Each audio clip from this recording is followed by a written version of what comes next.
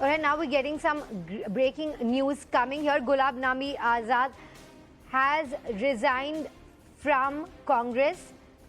This is the latest breaking news that we are getting in another jolt for Congress. We just saw the resignation of Jaivir Gill a couple of days ago, and now Ghulam Nabi Azad also resigning from the Congress. Now, we'd already seen murmurs of this taking place, and now we find out that he has resigned from the Congress.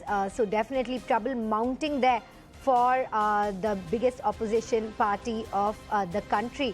And we earlier also saw that Ghulam Nabi Azad had resigned from key party committees, and this had taken place just a few weeks ago. But now we find out that he has resigned. He resigned as a chairman of the Congress's campaign committee in Jammu and Kashmir, and that was seen as murmurs of trouble. They tried to dismiss it by saying unwell, but now a huge impact this is going to have on the Congress, a big jolt, joined by Pallavi Ghosh with more on this. Pallavi, we're seeing such a big spate of resignations.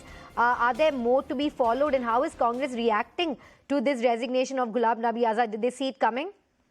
I think we first need to understand that the gravity of the resignation, that letter he has put forward, and I'm just reading out a very important part. Look at the point here he makes.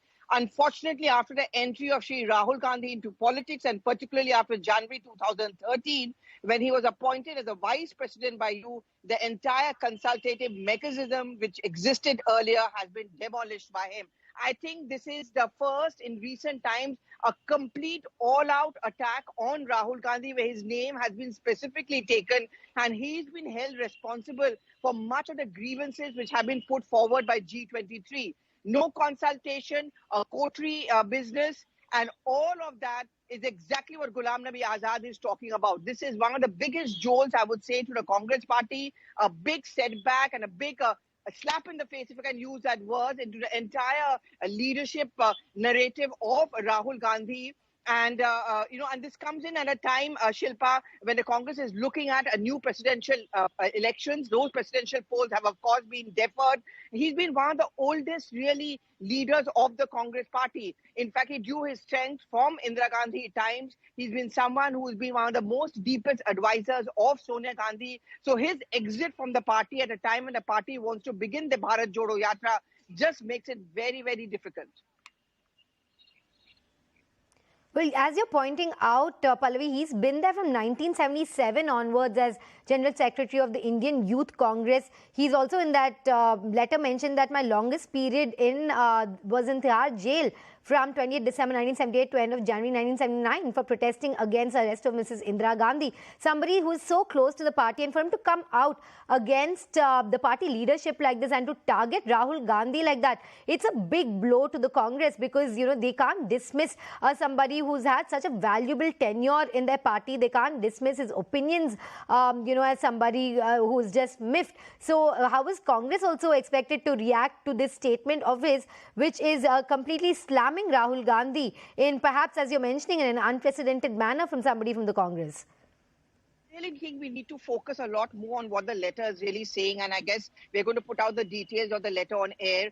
It just gets worse. He does not only just talk about Rahul Gandhi's lack of cohesive style of talking. He talks about the G23 and saying that the only crime those 23 senior leaders committed was that they pointed out the reasons for the weakness of the party. He also talks about the proxies. The parties are being run by proxies. If you remember what Jaivir Gill had said a few days back, he had mentioned the fact when he spoken to me about a coterie business being applied as far as the Congress party is there.